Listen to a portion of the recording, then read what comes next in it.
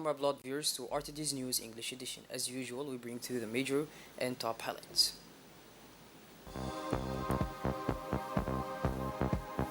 Validation of Stockholm and Aminimiata reports on pollution's organic Ministry of Environment.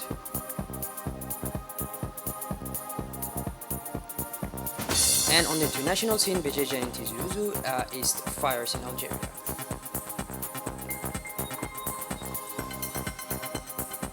Those were the major and top highlights. Welcome back to our newsroom, our beloved viewers.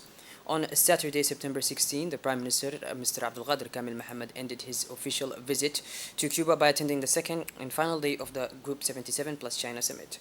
Following speeches by the head of state and delegations of the 77 member countries of the group, the latter agreed to adopt the final declaration of the summit, which calls on member countries to deepen the union of the group, the partnership between the countries of the Global South, and strengthen solidarity between them. The declaration also made special mention of Morocco and Libya, which have been hard hit by natural disasters. That day was also marked by the reintegration of Mexico into the Group 77 plus China, unanimously approved by the representatives of all participating countries. It should be noted that Mexico, one of the founding members of this group, has ended its participation in its summits and decisions in 1994.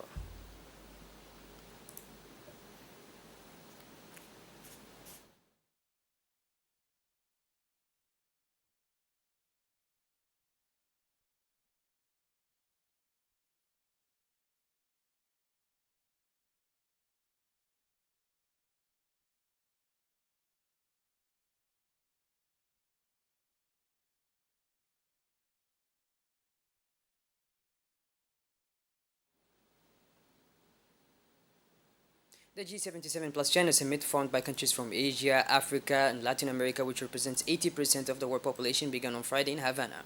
The group, created in 1964 by 77 countries, now includes 134 nations. China participated as an external actor. In their final declaration, the members of the G77 plus China reaffirmed their commitment to strengthen the unity of the group to consolidate its role in the international arena. They reiterated an urgent need to fundamentally reform the international financial architecture so it is more inclusive and more coordinated. They cite in particular the consequences of the pandemic, geopolitical tensions, inflation, loss of biodiversity, financial crisis, without a clear roadmap to face these global problems. The group, which will be chaired in 2024 by Uganda, also calls for raising the representation of developing countries in global decision-making bodies.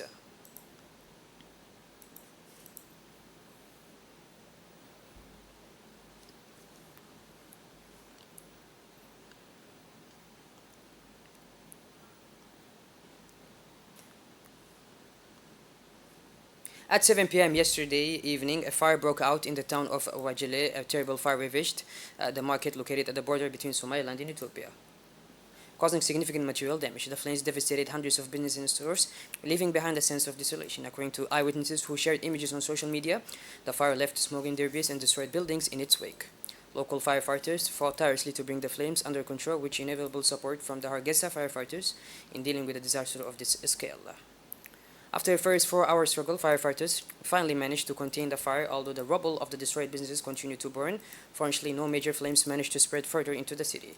Authorities confirmed that many businesses were destroyed by the flames, causing considerable financial losses, the largest businesses offering expensive products. Investigations are underway to determine the exact cause of the fire. Local authorities are also considering strengthening firefighting equipment on the region to prevent future tragedies of this kind of magnitude. The Ministry of the Environment today held a workshop at the People's Palace to validate the report updating the National Implementation Plan for the Stockholm Convention of Persistent Organic Pollutions and the initial assessment report Convention on the Mercury in Djibouti. The workshop was chaired by the Secretary General of the Ministry of the Environment in the presence of the Director of Sustainable Development and several executives from the Environment Department. Several executives from different ministries took part in the workshop to validate the report of the national implementation for the plan. The aim is to examine and discuss the contents of these two reports with the international commitments.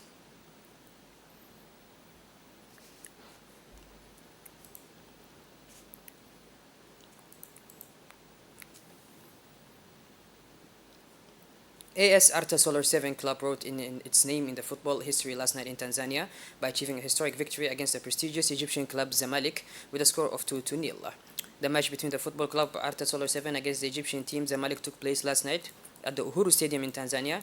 With the victory, the team showed during the match a real spectacle of great team cohesion. solid playing technique and an ability to seize opportunities when they presented themselves. The 2-0 score of the match was a reflection of the talent on the Arta Solar 7 team. Throughout the match, the players showed exemplary solidarity, playing in perfect collective harmony with great skill in defense and attack.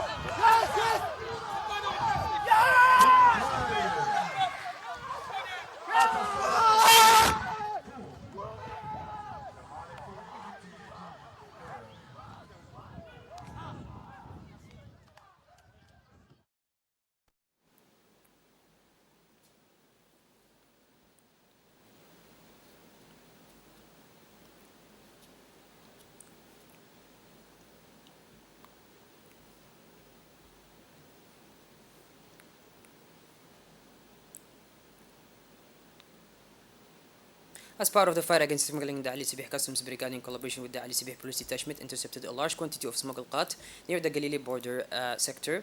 During the operation, 4,200 kilograms of qat were intercepted, which the smugglers had intended to transport into the capital.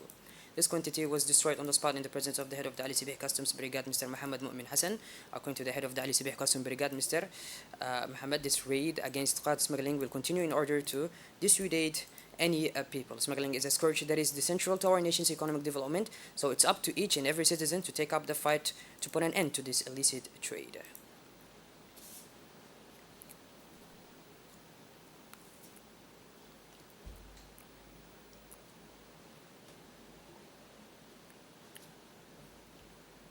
Shifting gears towards the international scene now, a 184 million US dollars fund was created on Thursday, September 14th by Kenya in the International Fund for Agricultural Development to improve access to finance for small-scale farmers. The fund is expected to directly and indirectly benefit 190,000 Kenyan rural households. To mitigate the risks associated with climate change, Morocco has reached an agreement in principle with the International Monetary Fund for a 1.3 billion US dollars, according to the IMF Managing Director, Christina Georgionia. The Bijajia forest once again inflamed in flames throughout the night. The major fires ravaged the mountainous region of Bijajia and Tizuzu in northern eastern Algeria. Authorities evacuated several hamlets to shelter residents, although no deaths of material damage have been yet reported. Well, but this, our blood viewers, we finally conclude this edition. Thank you for being with us, and make sure to tune in later for more. Have a wonderful evening. Thank you.